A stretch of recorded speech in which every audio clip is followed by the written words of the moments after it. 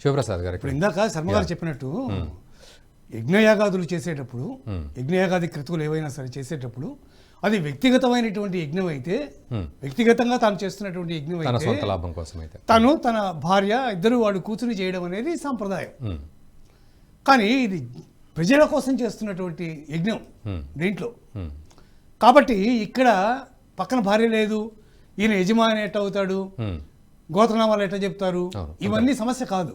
మీరు సంకల్పం చెప్పేటప్పుడు ఇందాక ఆయన చెప్పినట్టుగా ఆ సంకల్పం ప్రపంచ శాంతి కోసం, దేశ శాంతి కోసం, ప్రపంచ శాంతి కోసం, ప్రజలందరి క్షేమం కోసం చేసేటటువంటి సంకల్పాన్ని ఎప్పుడైతే మీరు తీసుకుంటారో అప్పుడు మీకు ఈ నిబంధనలను ఏమీ వర్తించవు.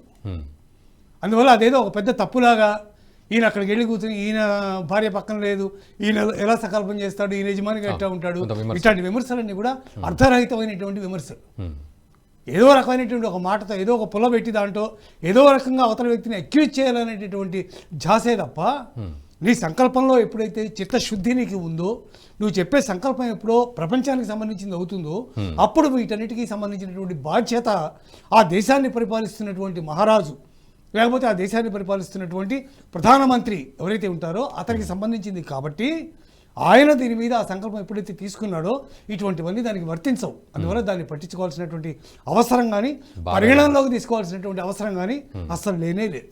ఓకే, ఈ వీడియో మీకు నచ్చినట్టయితే లైక్ చేయండి, 10 మందికి షేర్ చేయండి. అలాగే కామెంట్ల రూపంలో మీ అభిప్రాయాలను మాతో పంచుకోండి. Nationalist hub group of channels ను సబ్స్క్రైబ్ చేసుకుని తెలుగునాట జాతీయవాద జర్నలిజాన్ని ప్రోత్సహించండి. ఈ వీడియో కింద ఉన్న బెల్ ఐకాన్ పై క్లిక్ చేయడం మర్చిపోవద్దు.